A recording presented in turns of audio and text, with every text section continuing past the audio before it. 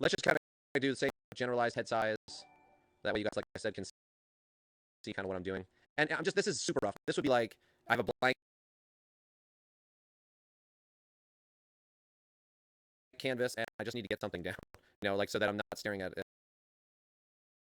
the dreaded empty canvas. So, okay, let's see here. So let's start blocking this stuff in.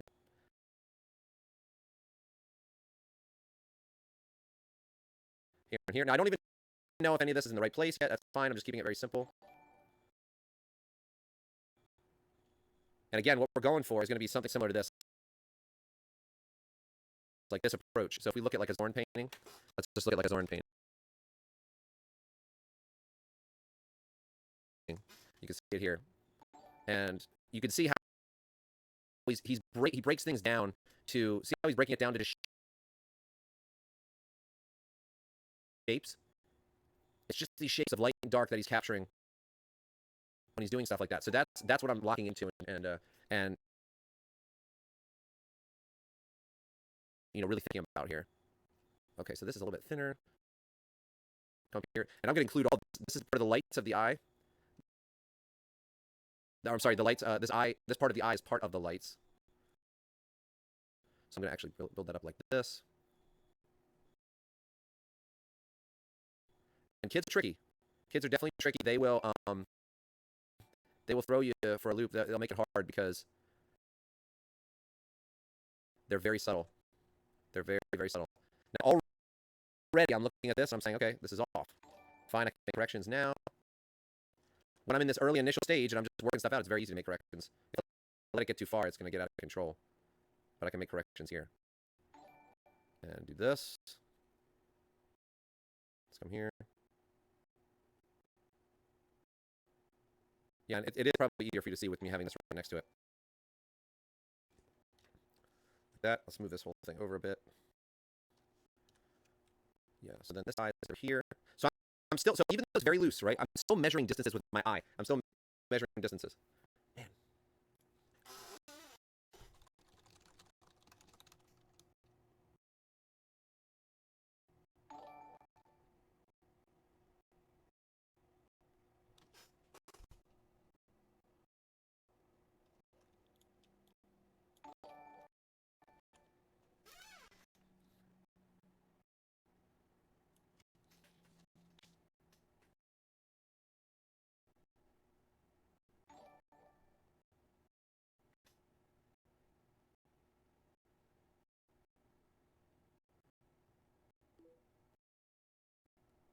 Okay, I think we're back. Man, sorry.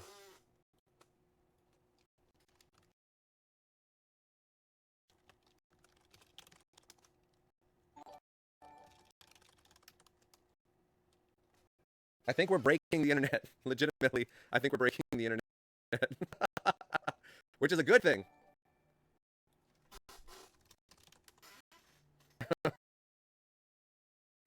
But we definitely are breaking things. But don't worry, I am going to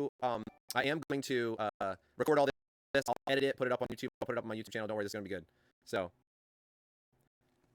yeah, sorry guys. I apologize. It's fine. You can see on my end, like I'm fine. Like I don't even really you know, I don't really notice anything on my end. It's just really on Twitch. So again, I'm looking at this at like there's the light and the dark. The light's coming in over here, kind of up higher and coming in from the side. So that's going to create a shadow here. Now, you might not feel like this is in shadow, but when you look at this part of the eye and you compare this part with this part, look at the difference there value-wise. Don't even think about the color. Just look at the value difference. This side is in shadow. It's not even going to be an issue to kind of cover this up and make all this very similar. It's not even really going to do much to the image because it's like, especially that part of the eye, like that because that's all shadow.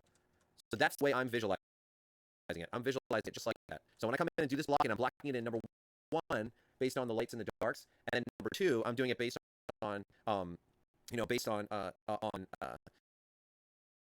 know, the groupings of the shadows that are there. So also I wanted to say, hey Claudsy, thank you for the Prime subscription. I appreciate it. Yeah, kids are tricky ninja. kids are definitely they will, yeah, They'll throw you for a loop in a number of ways. That is 100% true. 100% true. Okay. I took your schools and course sessions. The realism, it taught me so much. A lot of my fundamentals now comes down to that course. Oh, awesome. See, I love hearing that. I love hearing that, guys, because it's, to me, like, it's funny when I first was asking Bobby about doing a class there. You know, we were talking about, he and I were talking back and forth, and I said, well, you think I'm going to be able to do a class there? Is it going to resonate? Is it going to be good? I said, my approach is a little bit different, and he said, well, that's the whole point. That's why it's so great. He said, your approach is so different, and people are going to gain something from that. I'm glad he sort of talked me into that, because I wasn't sure that I would necessarily fit in. I do work from imagination and stuff, but I just wasn't sure I would fit in 100%. And but I'm glad he said it. And I've gotten such good feedback from everybody about how it relates to what they're doing, illustration wise, and all of that. Concept art, illustration. Everybody's found it useful. And actually, I taught a bunch of individuals at an Irish company called Boulder Media, like earlier this past month, and that a bunch of individuals at an Irish company called Boulder Media, like earlier this past month, and that was a really fun experience. It was really good, and it was the same sort of discussions I was having with them. I wanted to make it useful for them because they're in a studio producing really cool cartoons and stuff like that. But all this stuff relates. So now, again, listen, when I'm doing this, it's okay if it's not 100% right now. It's okay if it's not 100% right. It's okay if there's issues with the block in. This is, again, based on the lights and the darks. I'm going to take my time. We have 4 hours, right? I mean, we got 3.5 hours left now, but I'm going to take my time. I'm not going to rush this. Like, this is one of the key parts of getting the portrait right, is really making sure that I've got this stuff in the right place. Because if I have this stuff in the right place, just like Zorn, if you have the shadows in the right place, they have to be exactly where they are here. The edges need to be exactly where they are. If you have all that working and have it all in the right place, then you can just paint much more expressively, much more cleanly. You can paint things there, so leave it. If you have all that in the right place. So imagine it like this. You want to, let's say, like you want to paint a design on your wall. It's the same sort of principle, right? So if you've got a brush, and if the wall's all bumpy and the surface is all peeling and everything, and you try to take a brush and go over it, you'll get like this weird. It'll be a weird situation, right? It'll be weird, and it won't quite work. You've got to sand the surface down. You got to make it smooth. You got to make sure that you have enough, medium in your paint or water, or whatever you're using in your paint. Then you can flow and make that stroke. If you're pinstriping a car, it's like the same kind of thing. You have a big a big long brush, and you're doing like a pinstripe or something like that. It's the same sort of principle. The foundation becomes infinitely more important than you may think.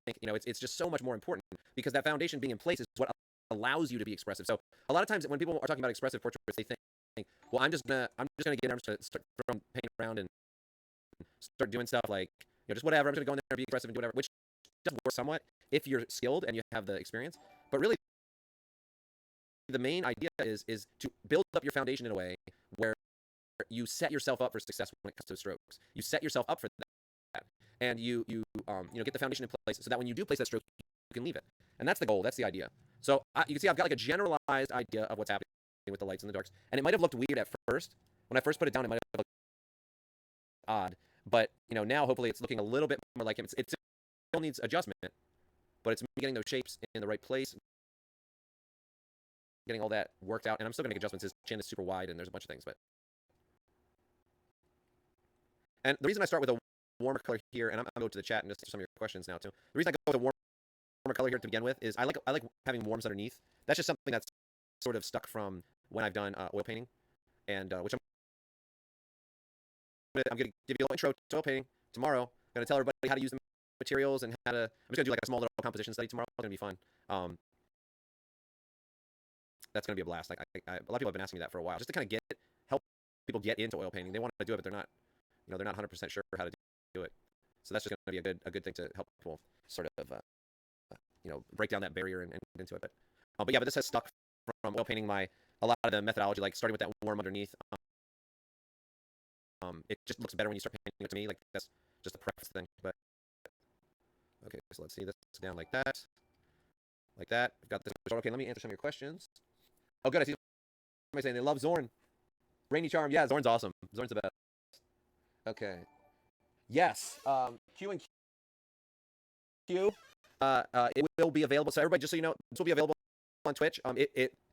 there's a certain amount of time. I think it's like a week or two on Twitch that it hangs out. But I'm gonna put it on my YouTube as well. I'm gonna post it up on my YouTube. I'll make sure I post up those links and stuff. I'll let you guys know on Instagram and things like that when I do that. But it'll be here on Twitch as well for a little bit. I think you have to be like a full partner or something like that when if you want it to stay on there for a longer time, I think. But yeah, yes, Manny Creature, good question. So this eye that's over here, the way that I tend to like break down my lights and my darks, let's imagine that this eye is a ball, right, a sphere. So we've got a sphere like this. The light is coming in, and we've got this side is in shadow. And you know what? You know what I'm gonna do real quick? Actually, because we keep getting those notifications, I actually have never had so many people follow in such a quick amount of time that I don't. let me turn off the notifications for just the follows, and I'll do that real quick, so we don't have to, or at the very least I'll turn off the sound. So here's the follows. Let's turn off the sound. Yep, there we go.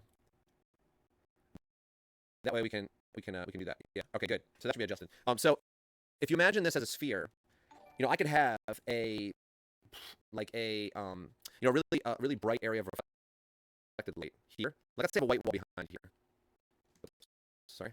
Let's say I have a white wall behind. I don't think it worked for my alert box, but I'll try to again in a little bit. But we have this white wall here, and let's say light's coming in like this, and coming in, and actually this was coming in through this.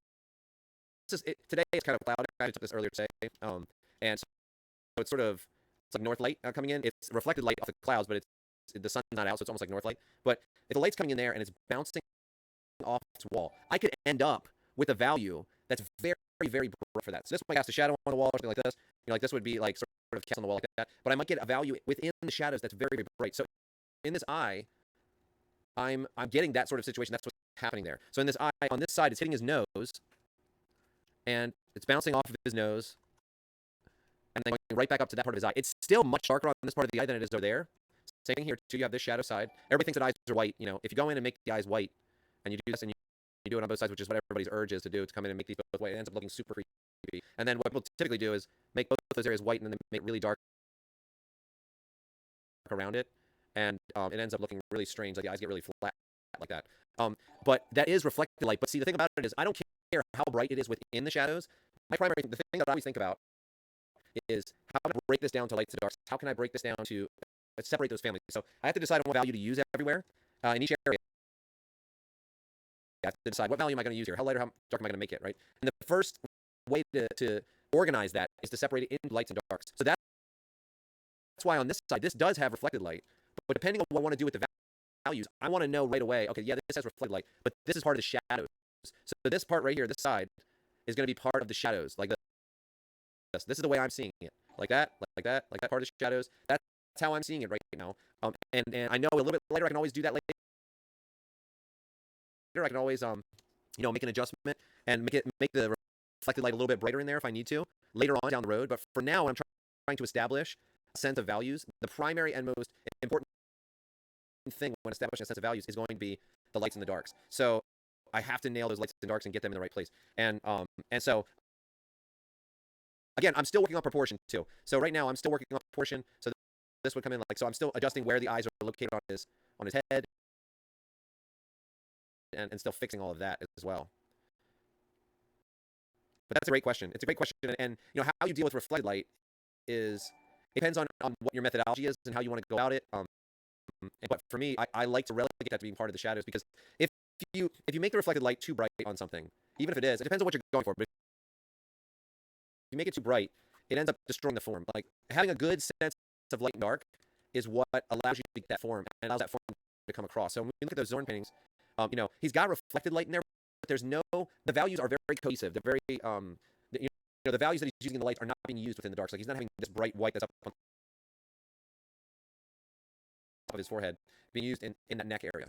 So it's important to keep that in mind. It's important to keep that in mind, and just think about, okay, I need to establish my light and my darks first. Later on, I can go in and tweak all the subtleties. Like, just like when I do a block-in, this is very, very rough to begin with. By the end, I'm going to get all these subtle little curves. I'm going to get all this stuff. But at first, I keep it very simple in order to get a handle on things and make adjustments where I need to. So it's the same. It's the same with values. You want to start very, very simple, very, very rough, so you can get a handle on things, and then you can adjust it later. So that's sort of my thinking in my reasoning about it. But that's great question, because what's in the reflected light, what's not in the reflected light, and how you handle that, it's really important. Hopefully that answers that. Let's see. Yeah, Claude, yeah, thank you. I appreciate it. Um, okay. Hey, Prog Power. Hey, thanks. Well, if you go further down, the further down you go, it's like more it's like more dad. The more dad belly starts to show. Because I'm 40. I'm 40. I'm sorry, guys. Like, I work out with my wife and stuff, but like there's a bunch of things that you realize, like, when you hit 40. So, like, I was at the beach with my family last week, and I totally tweaked my knee. So my knee is like swollen, and I just sprained it. I don't think it was anything serious. I just sprained it, but and it's gonna take me forever to recover, because I'm 40 now. That just happens, and you start to be like, I don't really eat that bad, and I don't. It's like this dad belly's starting to come in. I start to see it. So I appreciate you saying it. So even though I'm out, always giving a stream right now, I chose here because just of how crucial schoolism class was to my art development. Hey, Rivera illustration, thank you so much. That's so nice. I appreciate it. Yeah. Well, there's lots and lots and lots of great artists. Like, trust me, I would not. I appreciate everybody that's here. I love it. I think it's great. I would not blame you. There's so many good artists. Like, this is the same thing when I was at Lightbox in person. I was doing demos, and I'm like looking out the door, and I'm seeing different people doing demos. I'm like, I want to see that. So I get it. I totally get it. I appreciate that. That's very, very nice. If you have any questions, feel free to ask. But it's really, really cool for me to hear that that the class was so impactful for you as well. I really appreciate that. You guys are awesome. Thanks for all the encouragement. I'm glad the class has been really helpful and good for you guys. That's really, that's your hope as a teacher. That's your hope as a teacher, that it makes sense to people. And a lot of times people will just take class, and you don't really hear anything. You don't really hear back from anybody. I mean, it's not anybody's fault. I don't expect people to write me and be like, oh, John, it was great. That's fine. But I do want to make sure that it's helping and coming across really well. And I think that's awesome. That's so good to hear. Because for me, finally, when I was able to find my training and find like someone that can actually help me, it made a huge difference. At that point, I kind of jumped around from place to place, and there was not a lot of help for me early on. So, man, I would have killed for schoolism up front. I mean, I would have killed. So, yeah, I mean, it was like everybody thought I was nuts for like going to an atelier and pursuing that. Everybody thought it was crazy. They had no clue what it was. Now people would, it's not even that bad. I'm not that old, but that just shows you where we've kind of come. I think online learning is of course gonna be the thing of the future, but it's, I don't know. People said to me, actually, when I was first set up my school a long time ago, like 10 or 13 years ago, they were like, I remember people saying this, which sounds laughable now, but at the time, like, I was wondering, I was setting up an online site, and they were like, you're never gonna be able to teach art online. You're never gonna be able to do it. And I was like, maybe they're right. Maybe you can't really learn art online. Well, that was wrong, obviously, but but at the time, like 13, 14 years ago, people were really skeptical of art, and art specifically, they were very skeptical of. But yeah, it's so good to hear that. Like, it's really, really good to hear that the class made a difference. For all you guys that are mentioning it, that's awesome. Okay, so this doesn't look 100% like him, right? So it's not like 100% like him. The shapes are not dead on. You see, I'm adjusting now. So now I'm getting to the point where I'm adjusting a little bit. I'm shifting things. I'm moving them over. I'm working based on shapes. I'm going to end up, I'm like, throughout the whole process, I'm going to end up adjusting things and moving things and shifting them. Like, that's going to just be a part of the process. So I'm okay with that. I'm putting down some indications. Like, this eyebrow is just really an indication, so I know where things are. That's a very light value. This side is pretty dark. That side's pretty dark. This side's going to be a little bit more of a lost edge. We'll talk about that when I get to it. But for now, like I said, refining those light and dark shapes, and I can get it to look like him in this early stage. And if I can get it to look like him in this early stage, then I'm setting myself up in a really good way for to put some expressive strokes down, and hopefully not have to adjust, go back in and mess with things and adjust it a million times and do all that. That's the goal. The goal is to not have to do that. So, all right. I'm trying to enter the other Zooms, but I can't enter any of those I'm interested in. Oh, yeah. Yeah, I wanted to use Twitch. Like, I mean, I use Twitch on a regular basis, like each week. I do Thursday, I do like a 12 12:30 to 2 stream. I'm considering stream a bit more though. This is showing me potential of it, to be honest with you. But you know, yeah, but Zoom didn't seem like, for me, like, I know Twitch is set up to, like, they have their issues, that's fine, but it's set up to accommodate like a ton of people, and you know, and I had used it before too as well, so that's what kind of swayed me. But yeah, Zoom actually, like, I used that for the class that I taught recently for the people in Ireland at Boulder Media, and when I used that for the class, actually a news story came out like right before my class started for them, and it said like Zoom servers going down on the East Coast, and that's where I live. I was like, oh no, I was like, that's the worst. So hopefully their servers don't get hit hard. Let's see. Oh, you're just starting out with oils per power. Okay, good. Yeah, I just want to give you guys like an overview, and I want you to see me mix and see me kind of, you know, go through the process of doing that, because and I just want to do something simple like a composition study, just to talk about medium, talk about all that stuff. Everybody that has an oil painted, it's the best thing, man. Gouache is awesome. Gouache is awesome. Gouache is great. Like Cassane is great. Like, there's a lot of different mediums that are really good, but they don't have the look of oils. They don't have the feel of oils. Like it's totally different. And so if you can get familiar with oils and kind of get over that hump, that curve, that learning curve, it's gonna help a ton. It's gonna help a ton. I'm gonna keep this solid like that. And see, I'm adjusting this to get things in the right place. And right now, like, you can always tell like things are a little bit off if they have like a weird expression.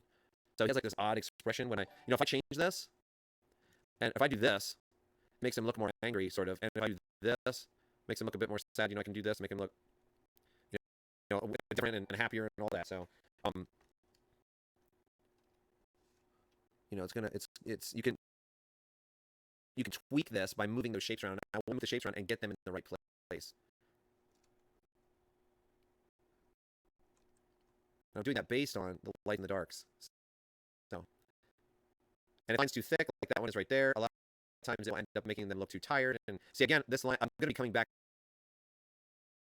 over this with the line right here. But it's starting to get the feel of him starting to. But again, I'm not going to define. Look at this side of the nose.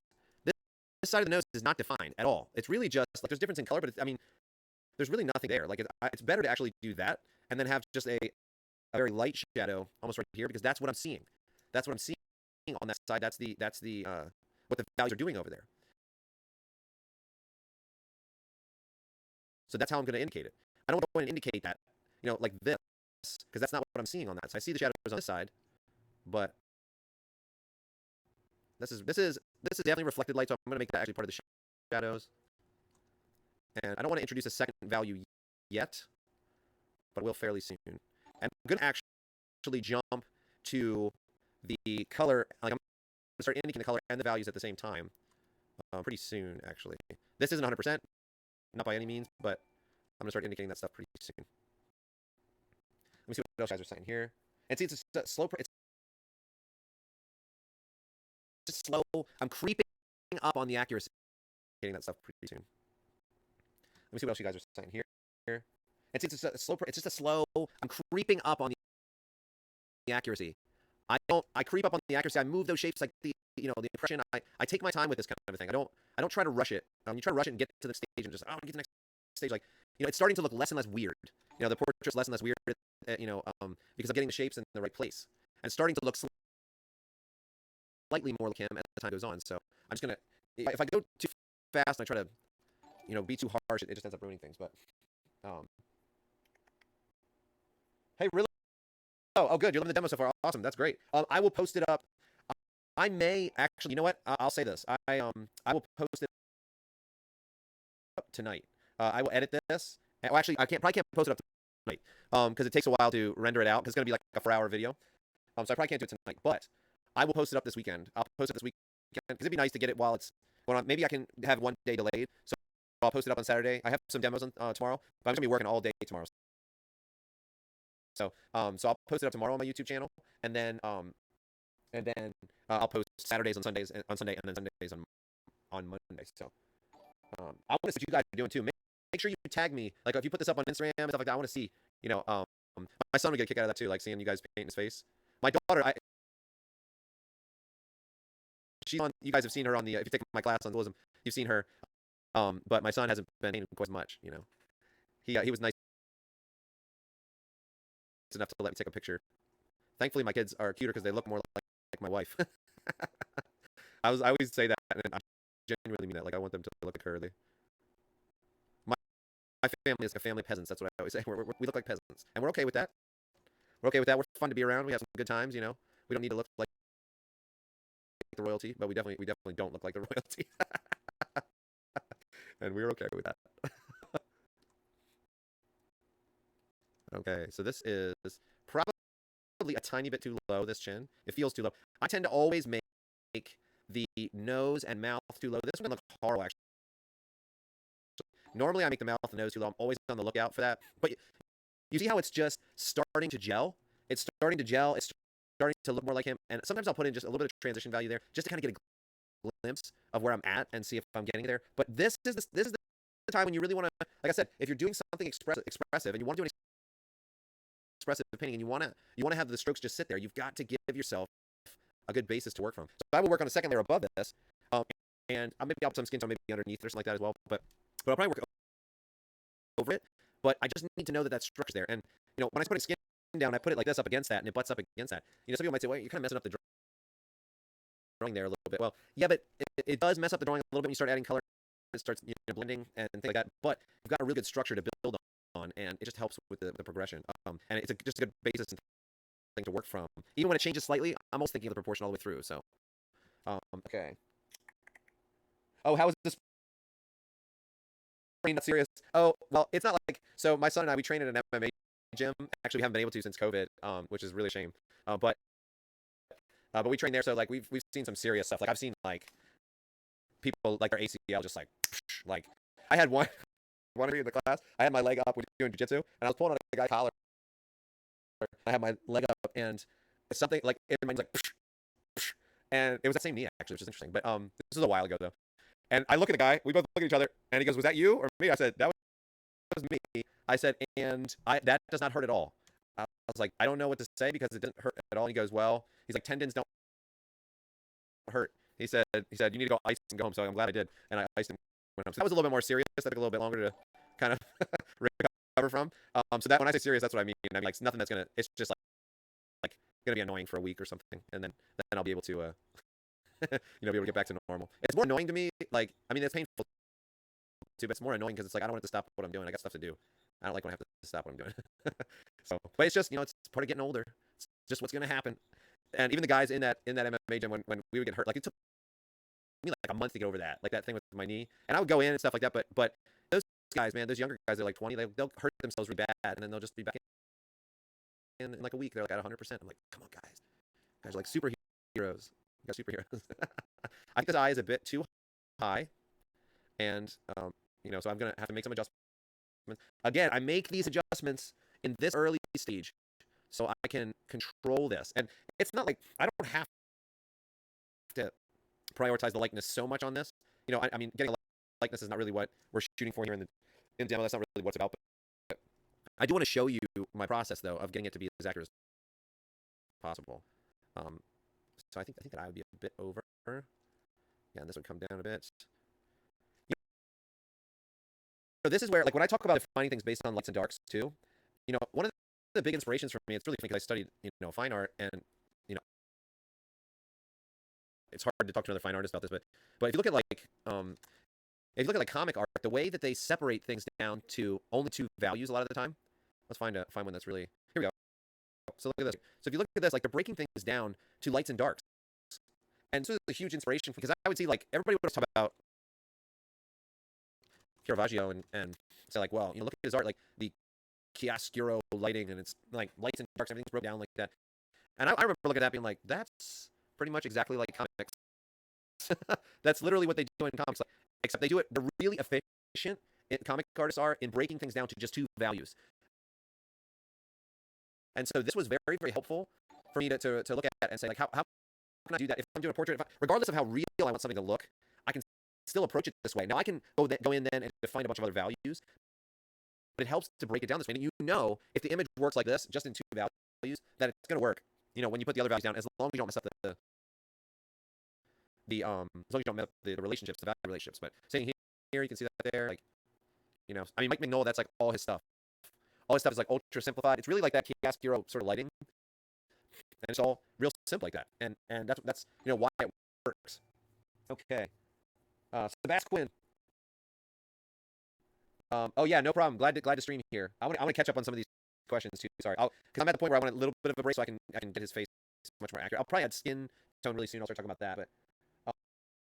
But yes, Elon Bar, Elon Bar, or Elon Bar. I can't see it. Sorry. Elon. I'll just say Elon. Yes, this is gonna go on YouTube and it'll be up here on Twitch. I think for like 2 weeks or something. Justin, oh, you're out of a job. I'm out of a job soon. Yes. Oh, you're watching three streams at the same time. You're out of a job. You mean just because of all the COVID stuff? Is that why? Justin's awesome too. By the way, guys. Really, you could. I don't know if you'll be able to. You can maybe put up a link to your website. Dustin's fantastic. I love that you show your story and art from the beginning. It shows your training and techniques. Daryl, hey, thank you. Yes. Okay. So look, guys. Let me just say that. Let me just show you a little bit of what Daryl's talking about right now. So let's look at some paintings from a long time ago. And this is, I started at 2040 now. So, wow, it's been 18 years. Hey, it's really been 18 years? Woo! Now, obviously, I haven't been a professional for that long, but it's been 18 years. That's, man, that's awesome. That's so cool. I was a different person. But look, I want to show you some early art, okay? When I started at 22, I just literally sat at my desk and said, I want to be an artist, and I think that would be the best job ever. And then I said, okay, I'm just going to go home and do it. So I remember doing this cat and being like, yeah, this cat is good. I went home and did that. This was a self-portrait. Here's the first drawing I ever did.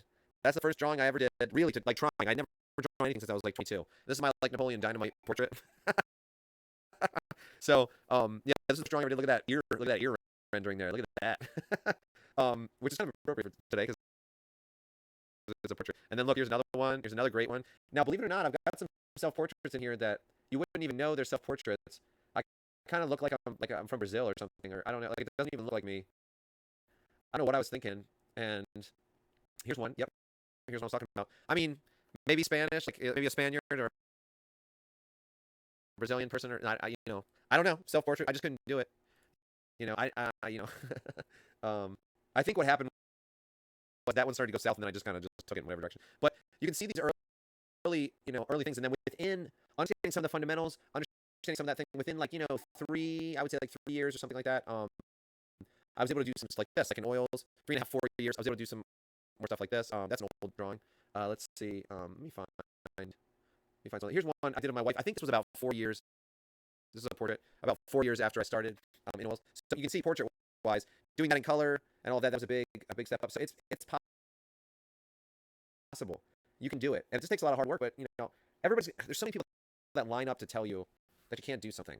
So many people line up to say you can't make a living doing this, or you can't do like people. My son wants to race when he gets old. He wants to be a race car driver, and trust me, there's everybody and their brother that says it's ridiculous. You don't have money, John. How are you gonna do it? You don't have money, and how are you gonna be able to pay for that? And I'm like, I don't know. Let's figure it out as we go. Just like I did when I was trying to become an artist. We're figuring it out as we go. And we're figuring it out, and it's in a lot of ways it's working out really well. So my son, we said, all right, let's problem solve. Like let's try to think, and we said, all right, well, you can't. We can't pay for $8,000 for you to have karting lessons, and because that's crazy. I can't pay for that. So we're like, what can we do? So I had some remote control airplanes that I hadn't used for a long time, and I was like, all right, well, let me just sell those. So I sold those planes.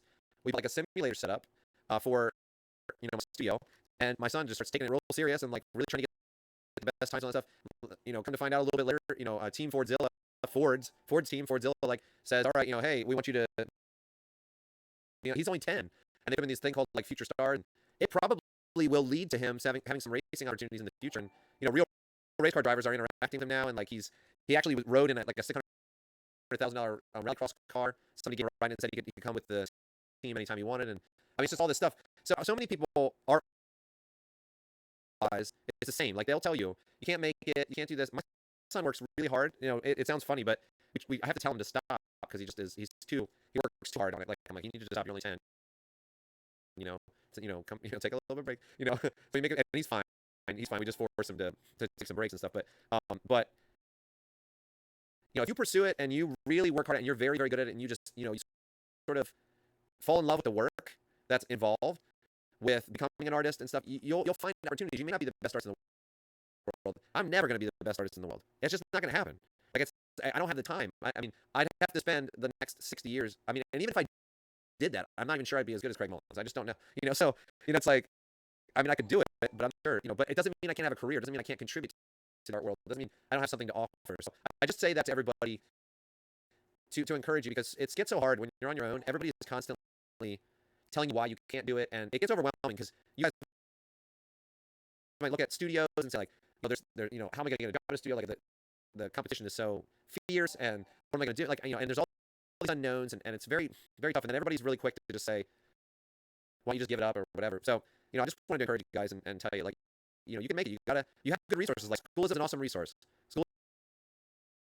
Schoolism is a fantastic resource. Like the knowledge you can get now just by doing a Google search, and the reference you can get now just by doing a Google search is like, blows my mind. And so where we're at now, it's definitely possible, regardless of what country you're in, regardless where you're at. You can make it. You can do it. And like I said, you might not be super rich. You might not be, you might even be, making not that much money at all, but you might not care. That's what you're making art for a living, and it's fun. It's really funny. My son had some friends over, and they came out to the studio, and they saw me like painting some like weird monster for the stream, and and he's like, his friend's like, whoa, what is that? He goes, my son goes, yep, that's what my dad does for a living. Really funny, really funny. So, okay, so let me get back to your questions. I apologize. So I'm tweaking this. You see, I'm creeping up on that accuracy, trying to get it nailed. Okay. Oh, Prague Power, nice. You turned 50. I kind of thought when you had Prague Power, I was like, I bet you. I was like, I bet you. Number one, because one of my favorite bands is King's X. I don't know if you guys know King's X, but the lead singer now is like in his 70s or something. But I grew up when I was a kid listening to that, or like a hard rock band. I thought he might like that, I thought it might be a little there. Okay. Yeah, there's lots of streams. It's overwhelming for sure. How are you passing by in quarantine doing your art? It's been okay. I went and did online teaching. That was like one of the first things I did, like about 10 years ago or something. So for me, it hasn't changed much. So it was always hard for me because I would see my friends, like they would, or people that I knew that worked in the restaurant industry, especially and stuff, and they just struggled. They were really struggling. So it was a weird situation for me because for me it was like the same, or even I would get more students with the quarantine. So for me, it's been okay. It's been okay. Now I'm sure, like the longer it goes on and stuff, the more it's going to affect everybody. I mean, if it goes on long enough and we're fighting this stupid thing, too long, then it's going to start affecting everybody, because the people that want to study art can't, afford to do it and can't pay for it, and or can't buy art. People can't buy art. People can't, So there could come a point where it gets to that. But for now, it's been okay. It's like when I've gone out to restaurants, and we've actually, the few times that we have, like we've been able to or whatever, you got to wear a mask and do all that in our area and all that. But sometimes we just need to get out a little bit. So when we get out, and we go to the restaurants, I will give them like the fattest tip ever, and because just like they need it. So I feel for the people in that industry. But if you're really, you're a freelance artist, yeah, I mean, perhaps, I mean, I don't even think that's gone down. I was gonna say maybe the work went down there if you're a freelance artist, but I think more people are playing. They're stuck at home. They're playing games, or they're doing like art industry, like the entertainment industry is like, really just, I mean, it's booming. So yeah, so it's been okay. Okay. I mean, we did, like, at first we were definitely stir crazy, but my kids, like we were like debating, like we were talking about like figuring out what the school we're gonna do and stuff like that. I just signed them up for an online learning program. Like there's a bunch that are we've had them do a bunch over the years and stuff, but I had them sign up for this online learning program because I said, I just don't know what's gonna happen, so let's sign you up for that. And so they've been doing that, and they really liked that. They really liked that program. So that side's been good as well. So it's going good. It's going good. It's I mean, I naively thought this would be done by now. I thought, we're gonna take care of it, and it shouldn't be an issue. I said 3 months, 2 3 months max. How wrong was I? Thinking that for sure. So okay, so I've got the lights and arcs like somewhat in place. Now this is not 100% accurate. So this is not 100% accurate. This is not, dead on or anything like that, but it's close. And so what I'm going to do is now I'm going to, I just want to actually, it's a little bit too cool for me. I'm just going to actually come over top of this and make it a little bit warmer. Let's do this. Let's change this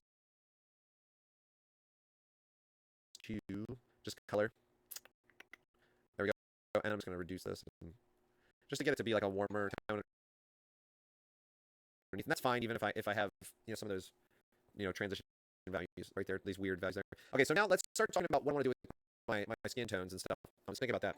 So whenever I do skin tones and I'm thinking about skin tones, I like to, even when I'm working in oils, I like to off to the side sort of do like a little test for the skin. Okay, so if you guys haven't seen it before, I've got a class on textures actually, and actually I'll show you guys this. It seems like Twitch is behaving now too as well. But let me show you this. Let me show you this thing that I've been doing. I have this a long-term texture goal of doing 500. I don't even know where I'm at right now because it's been a while since I've checked and I've been adding to it. But I'll grab the most recent progress file that I have. So I've got all these different textures that I'm doing here, and you can see like the skin tones. Like I've been exploring a lot with how to sort of break down, like regardless of like features and stuff. I'm not even really thinking about features. I'm just looking at this and saying, how do I get this sunburned skin tone without the features? How do I get it to look like there's an injury? How do I get a tattoo look like it's sitting on the skin? What about this? What about different types of skin? Lighter, darker, in between, maybe different slant, different color, different. Thinking about all that. What about if it's bloody? What about if it's a little more pasty? What about if it's a little bit more orange? And what if you make makeup on it? That kind of thing. So this has been really helpful to go through these textures and really just break down how things work. And like here, and I'm going to be doing this on Saturday too. I'm talking a lot about my methodology with this, but what's the difference between slimy and just wet? Like this blood one that's a little bit wet. It's like when I copy paste that, I've got a little bit of weirdness there. I'm gonna actually take that out. Let's see if I can just select it and get rid of it. But what's the difference between wet and slimy? There's a difference. There's a difference between something that's wet and slimy. And you want to nail down that difference and figure out what that is. So it's the same with skin, right? So there's things that happen that you can notice on skin. Like look at this warm transition right here, right before the darks happen. Some warm shadows like this. This lighter environment, I'm assuming, is the reflected light. It's making a little bit more cool in there. Sunburn saturates the color. It definitely goes more towards the warms and the reds, of course, and all that. But breaking that down, and thinking about it that way, is a really great way to sort of get a handle on it. Same thing with this. This is like I was thinking more of like a Navy person or something like that, like a sailor or something. And their skin they've had a lot of sun on their skin, so it's dulled it and worn it down in a number of ways, that kind of thing. So when I'm doing skin, and I want to think about like what colors do I want to use? How do I want to arrange the values? How do I want to do all this stuff? When I'm thinking about all of that, one of the first things that I like to do is just a little test off to the side. So let's do that. Let's do like just a little test off to the side. I do this in oils. Like I said, just like it's like I'm gonna do his skin. So I want to do my son's skin, not just any old skin. His particular skin. So I'll do this down here, and when I do this, I'm gonna here I'll drop in a general value and color. I'll put it up here because that notification is gonna probably cover it. Thank you for everybody that has followed. Everybody that's followed me on here, I really appreciate it. And you get notification. Make sure you get the notifications on there so you can see when I'm live. I usually I might, like I said, this is showing me the potential. I might up my schedule quite a bit, but typically I've been doing it on Thursdays, and that's worked really well. So like I said, I'm adding to that actually. This is nice. So okay, so let's put this over here away from where everybody's getting notifications. So first things first, I'm looking at this. I like to start from a mid-range. I like to start from a mid-range value, and I like to work my way outwards. So value-wise. So what typically happens, and this is what I did when I was training, I would look at his skin and I would say, okay, this is the skin tone I'm going to use. Then there's highlights, and I'd come over here like this. And what would happen is by the end, it looked so bright and so washed out, and there's no room for color, because when you're that bright in value-wise, when you're that bright, you can't really showcase color very much. It's only when you get to the mid-range the color really starts to get juicy and really nice. That's why a lot of impressionists would stick in that mid-range territory. But it's too I would make it too washed out and too bright. every time. So what I like to do now is start from a mid-range place. And what I'm imagining is right, like let's look here, like right where